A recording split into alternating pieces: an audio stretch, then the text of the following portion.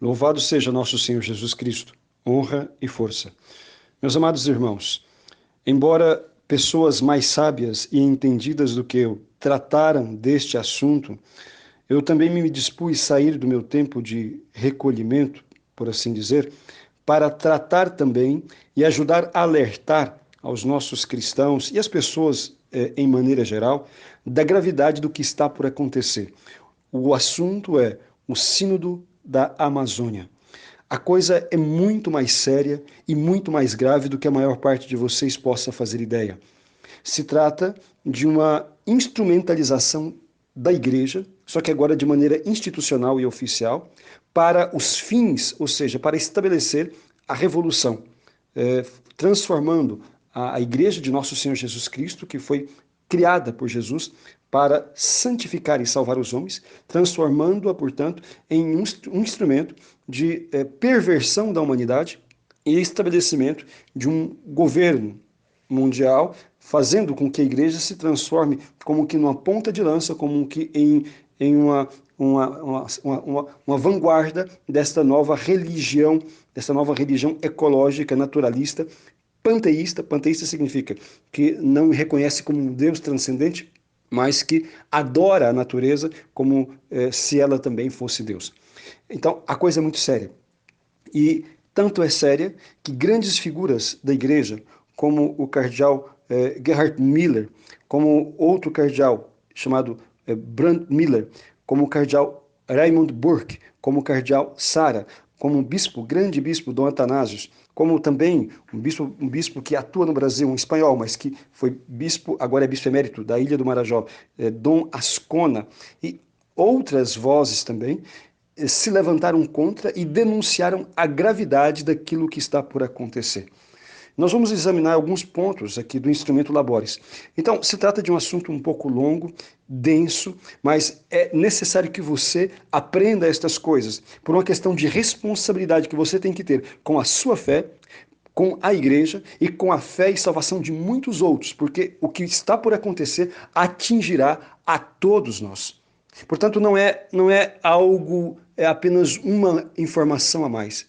Se trata daquilo que está acontecendo por acontecer com a igreja inteira e que, portanto, é evidente, te atingirá e atingirá o restante da humanidade também. Então, portanto, nem é apenas para os católicos, mas se trata de algo de interesse geral. Mas nós, como católicos, temos o dever e a obrigação de ater-nos a esse tema e buscarmos alertar as pessoas e não sermos ali massa de manobra ou não nos deixarmos usar para os fins que se propõem aqueles que estão conduzindo este sínodo adiante.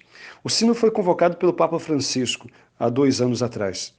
E o sínodo é uma reunião de bispos que se propõe a estudar um determinado tema para poder apresentar ao Papa e ele, a partir daí, fazer um documento que possa orientar a ação da igreja sobre aquele determinado tema. Por exemplo, tivemos algum tempo atrás um sínodo sobre a família, onde se refletiu sobre a família e como evangelizar as famílias, como lidar com situações atuais que antes não existiam, como nós podemos ser mais eficientes na evangelização dessa célula da igreja e da sociedade, algo tão importante que é a família, assim por diante. Houve o sínodo da palavra de Deus, houve o sínodo da juventude, e agora haverá um sínodo extraordinário, ou seja, que não estava previsto no calendário, mas o Papa o convoca para poder tratar deste assunto que ele considera algo de bastante relevância, especialmente depois que ele escreveu esta carta encíclica, Laudato Si, que tem também os seus problemas e as suas limitações e bastante erros do ponto de vista científico, uma vez que toma como verdades temas, toma como verdades inquestionáveis proposições de pseudocientistas ou cientistas equivocados, se queremos ser mais generosos, que afirmam, por exemplo, a tese do aquecimento global antropogênico, ou seja, causado pelo homem, que afirmam como se fosse algo certo este efeito estufa, e assim por diante, que coloca como se esta tese já superada e bastante antiga, que a Amazônia e as regiões do Congo, aquelas florestas, são o pulmão do mundo, quando a Amazônia nem é pulmão nem do Brasil, muito menos do mundo, e assim por diante. baseado em vários equívocos.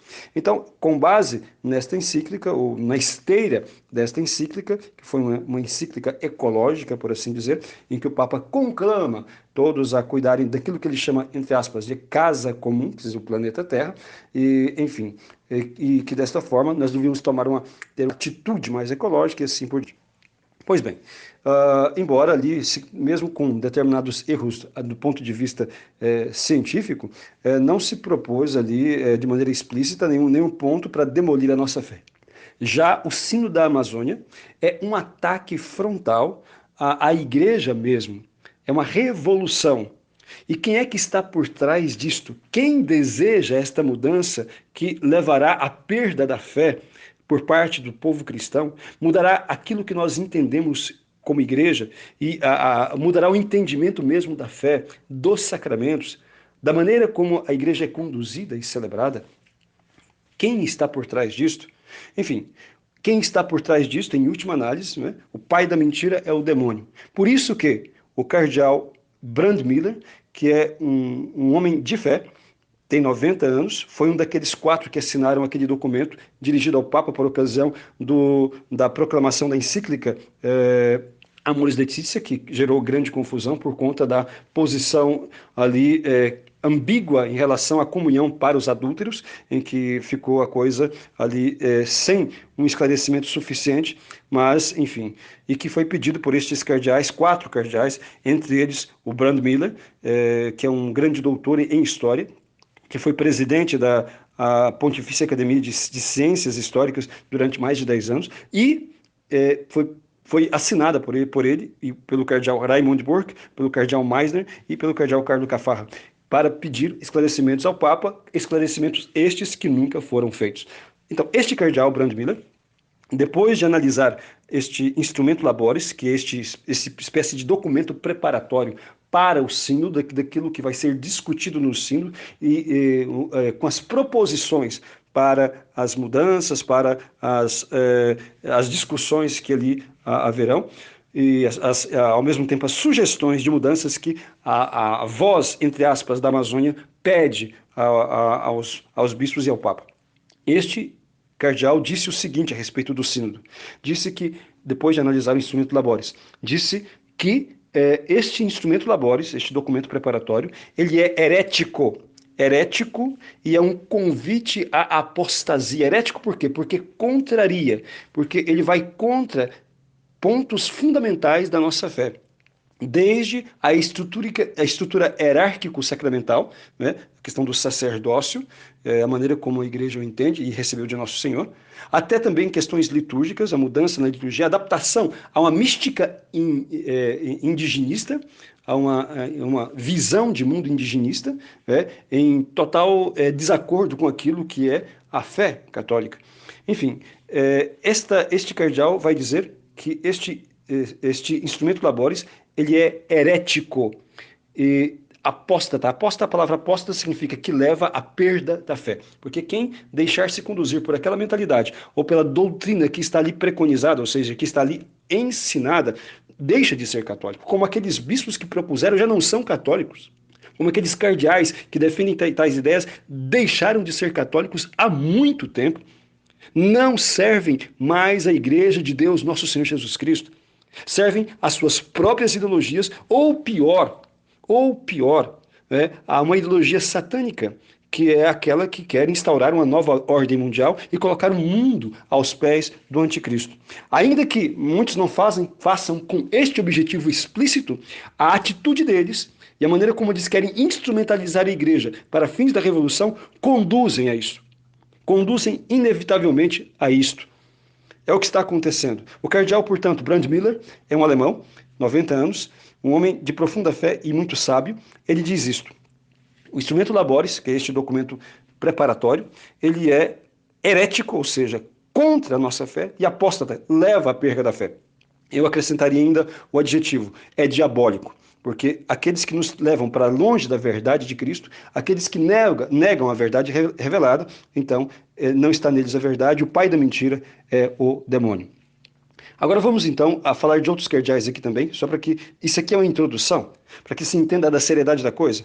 Outros grandes cardeais que defendem a fé católica neste tempo de, vamos dizer assim, de grande corrente contrária à verdade, nesse tempo em que está a grande parte da hierarquia da igreja está corrompida doutrinariamente, em que está fazendo adesão debaixo do governo de Francisco, que é bastante revolucionário, então está fazendo adesão a esta mentalidade revolucionária contrária à fé católica.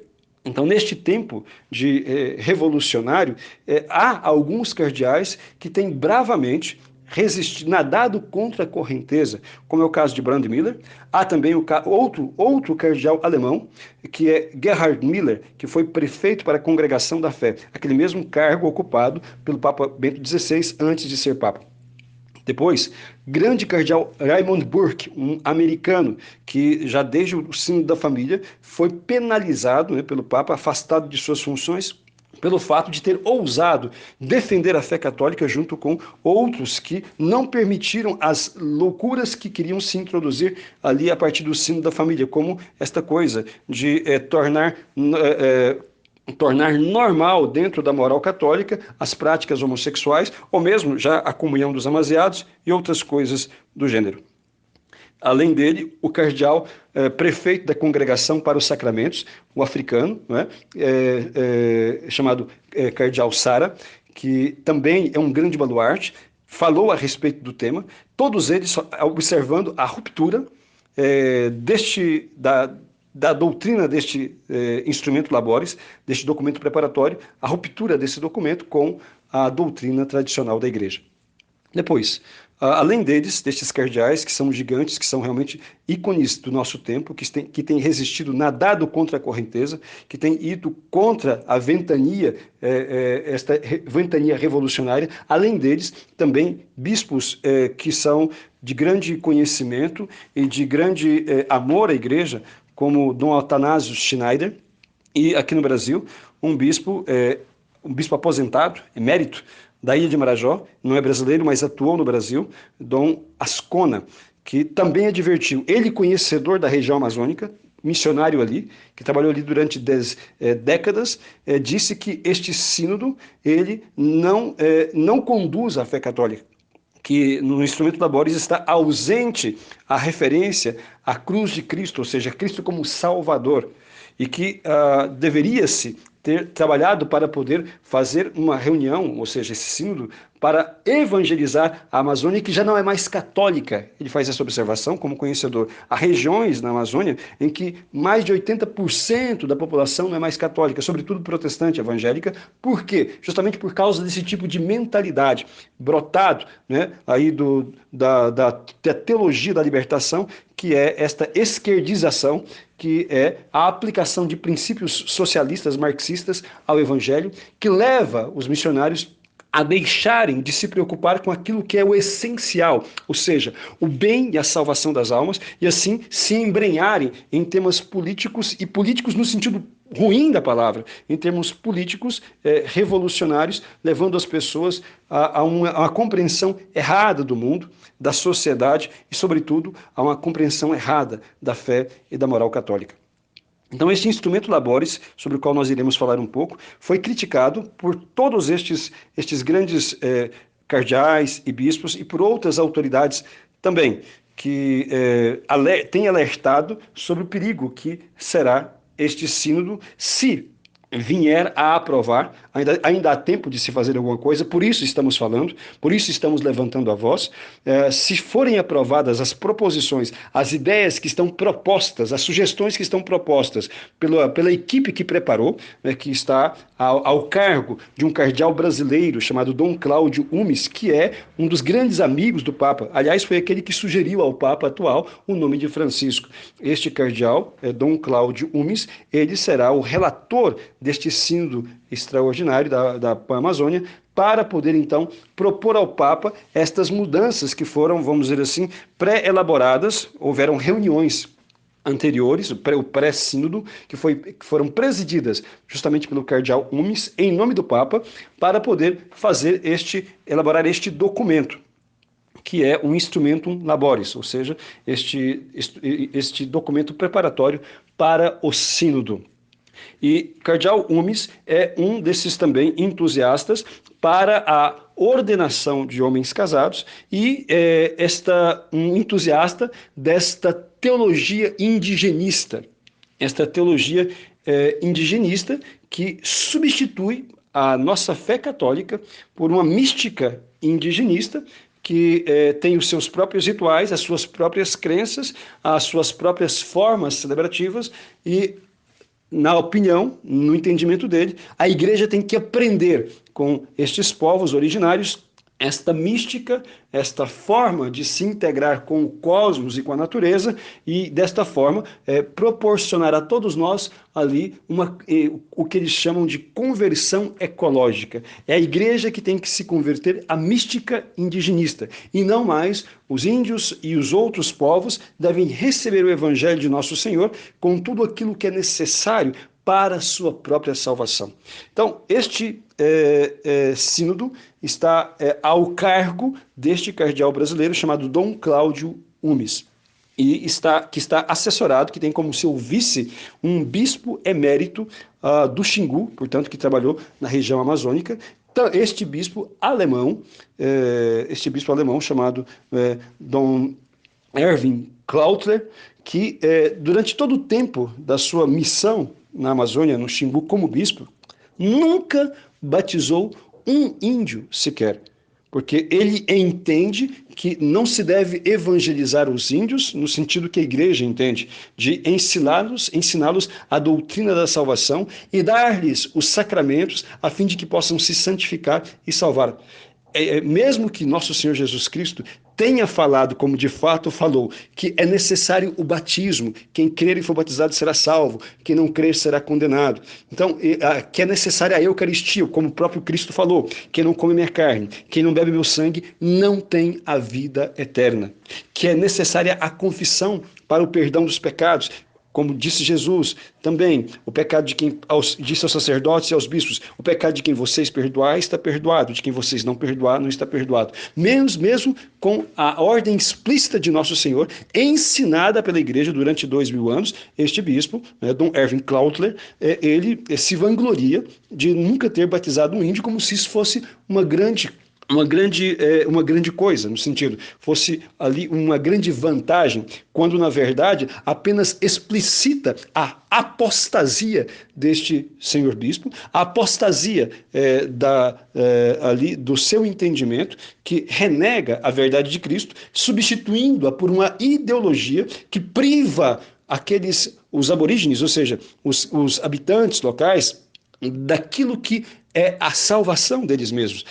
Parece que são incapazes de compreender que o que está em questão é o bem e a salvação eterna dessas pessoas. E realmente são incapazes porque perderam a fé católica. Pode ser que eles tenham fé em alguma coisa, sobretudo nessas místicas, ou seja, nessas doutrinas místicas indigenistas, mas na fé católica se observa que, de fato, eles não têm mais, com a fé católica, eles não têm mais intimidade nem comunhão. E isso não se trata de julgamento, se trata de constatação, simplesmente. São eles mesmos que falam estas coisas, eles mesmos que expõem isto que falam e que fazem. E, portanto, não se trata de interpretação, mas simplesmente de explicitação daquilo que aconteceu. O sínodo, portanto, da Amazônia é um tema muito sério, muito grave e que merece a nossa atenção detida, ou seja, nós precisamos parar e nos instruir a respeito. E vamos percorrer aqui agora, portanto, alguns pontos que irão ser discutidos neste sínodo, que serão propostos. Aliás, antes disto, é importante dizer que este sínodo ele foi elaborado, assim, o conteúdo dele, e aquilo que eles chamam de instrumento laboris, este documento preparatório, como que as estatísticas, ou esta, entre aspas, voz da Amazônia, a conversa, os levantamentos estatísticos, entre aspas, ou o recolhimento dos relatórios dos membros de comunidades, foi feito por um instituto chamado REPAN. REPAN é Rede Eclesial Pan-Americana, ligada à CNBB e também ao CELAM e a estes institutos episcopais, essas conferências episcopais, brasileira, latino-americana, etc. E este pessoal foi que recolheu estes depoimentos que, na verdade, eles são bastante direcionados. E o que se propõe neste instrumento Labores? Basicamente, o que se propõe aqui, né, é a adoção desta mística, desta espiritualidade indigenista, com os seus rituais, com as suas práticas, inclusive com as suas vestimentas, com a sua maneira de entender, a sua cosmovisão. Cosmovisão significa o quê? A maneira de ver o mundo. E esta mística indigenista, ela é panteísta. A palavra panteísta, convém aqui explicar, é um termo filosófico, que é uma doutrina filosófica que prega, que ensina que Deus, ele está no mundo e o mundo está em Deus, que todas as coisas não são apenas manifestação de Deus, são parte de Deus. Então, o rio, a árvore, os animais, todas as coisas da natureza são divinas. Então, isso é o panteísmo. Tá? A cosmovisão indigenista é panteísta. Por isso, eles têm a natureza como sagrada, mas não é no sentido de simplesmente como algo que se deve respeitar, mas como algo que se deve adorar. Por isso, eles adoram antepassados, adoram então o espírito que está presente então na floresta, nos rios, adoram então a samambaia, o crocodilo, o jacaré e assim por diante. Por quê? Para eles aquilo é divindade. E é isto que eles querem que se aprenda. Tá? Agora, uma coisa muito curiosa, muito séria. Fala-se aqui neste documento, né, de uma adoção dessa mística indigenista. Agora, fala-se da região amazônica como se ela só fosse composta por índios. Vamos pegar aqui este ponto específico. Qual é a população que vive na Amazônia Legal? Amazônia Legal, para quem não sabe, toda esta região composta pelos estados que contém algo da floresta amazônica. Ao todo, no Brasil, são 9 estados. 9 estados que compõem a Amazônia Legal. Segundo aqui os dados dos levantamentos estatísticos do IBGE, etc., na região amazônica, são 25 milhões e 500 mil habitantes, aproximadamente. 25 milhões e 500 mil habitantes. Região amazônica. Toda a região amazônica no Brasil. Agora, quantos são os indígenas na Amazônia? Os indígenas, segundo também os dados estatísticos mais exatos que nós temos, são cerca de 208 mil. 208 mil. Agora, vejam bem. No universo de 25 milhões de pessoas, se tem 208 mil índios. Ou seja, isto significa menos de 1% da população amazônica é índia. Ou seja, 0,7%. Agora, que sentido tem?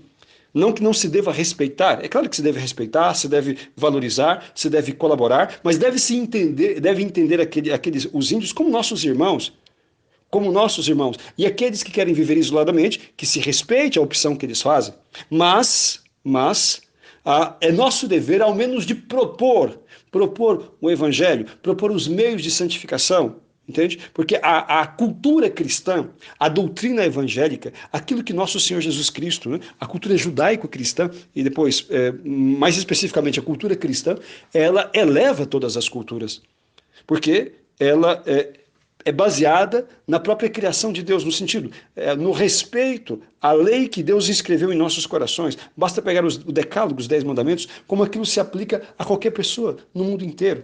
Não é? O não matar, o não roubar, o honrar pai e mãe, o amar a Deus sobre todas as coisas, o não mentir, e assim por diante, o não cobiçar as coisas alheias. Isso é algo universal. Então, quando Deus propõe os mandamentos, é algo para poder vamos dizer, organizar a convivência humana de forma que haja harmonia e assim nós evitemos tantos problemas. Então, a proposição do decálogo já é algo que eleva por si mesma a cultura. Quando uma comunidade, uma cultura, um povo indígena ou não, de qualquer região que seja, recebe o evangelho, certamente terão valores que já são evangélicos, no sentido que valores que são positivos, mas muitas dessas comunidades, né, também têm valores que não são cristãos, ou seja, que não são humanos. Por exemplo, muitas tribos indígenas, algumas ainda praticam a antropofagia, ou seja, o canibalismo, sabe? Quando Cabral chegou no Brasil, isso era muito comum entre eles. Ainda existe hoje, mas são menos.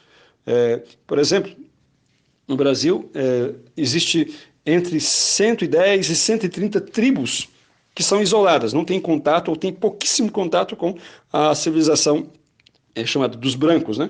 Com a civilização que é a nossa civilização, com a nossa cultura, vamos assim dizer. Então, entre estes, há práticas que, muitas delas ainda, algumas são observadas, não são conhecidas, mas entre aquelas comunidades indígenas, que na região amazônica tem cerca de 180, dentre essas, mais da metade, enfim, são dessas de tribos isoladas. Mas entre essas que se conhece, há entre elas alguns que têm a prática, por exemplo, de matar as crianças que são deficientes, de matar crianças gêmeas, assim entendida pelo curandeiro, de matar crianças que são consideradas depois como que amaldiçoadas ou que tem algum tipo de espírito nelas que possa atrapalhar a vida de alguém ali ou da tribo. Isso vai depender da avaliação que o pajé, o curandeiro ali fizer. Então, isso não é uma cultura ruim nesse aspecto. Então é evidente que há algo que tem que ser corrigido. A situação da mulher, por exemplo, né, que tem que dividir o seu marido ali com várias outras, o homem que pode ter um monte de mulheres, e as mulheres, em grande parte dessas tribos, na maior parte, o comum é que elas façam o trabalho mais pesado, as coisas mais difíceis, e assim por diante. Quer dizer, uma sujeição que não é algo edificante. Então o Evangelho, só para dar alguns exemplos, ele corrige essas distorções, encaminha as pessoas para uma vida mais harmônica, mais feliz, já aqui na Terra, mas em vista da eternidade. E o que é mais importante, o Evangelho leva aquelas pessoas a compreenderem qual é a nossa vocação enquanto seres humanos, que nós fomos criados por Deus, que nós fomos redimidos pelo seu Filho Jesus Cristo e que nós somos chamados a esta felicidade eterna no céu.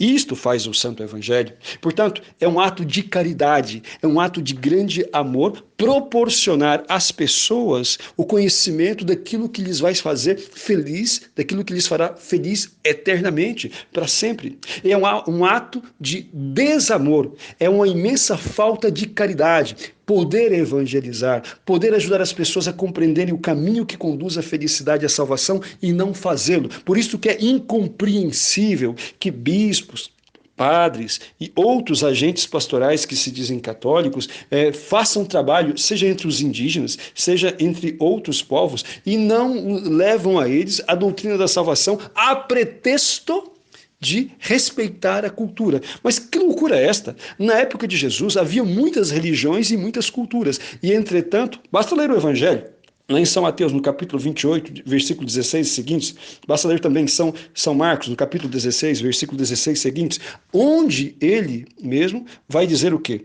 Vai dizer que os apóstolos que ele estava enviando em missão deveriam ir a todos os povos, a todas as nações, de todas as línguas, levá-los ao conhecimento e à obediência de tudo quanto ele ensinou. E ele adverte, aqueles que crerem, né, e forem batizados serão salvos. Aqueles que não crerem, desprezarem esta palavra, serão condenados. Por quê? Porque Cristo é o único Salvador. E é isto que se nega neste documento, Redemptione, melhor falando, nesse documento Instrumentum Laboris. É isto que se nega. Aqui está o fundamento da crítica do cardeal Brandmiller, né, que disse que o documento é apóstata, é herético, porque se nega a Cristo como o único Salvador.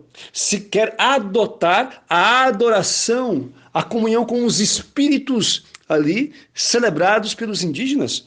E São Paulo vai dizer, mas não há acordo entre Cristo e Belial. Não há acordo entre a luz e as trevas.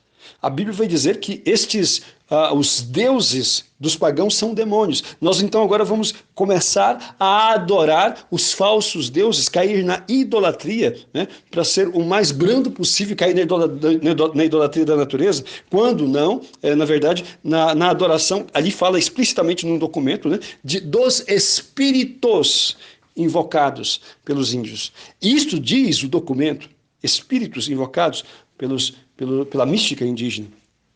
Meus amados irmãos, vejam que a questão é muito séria. Eu vou parar por aqui neste áudio, porque já ficou bastante extenso, e vou gravar um outro para explicar o conteúdo do documento. Louvado seja nosso Senhor Jesus Cristo. Cristo. Cristo. Cristo.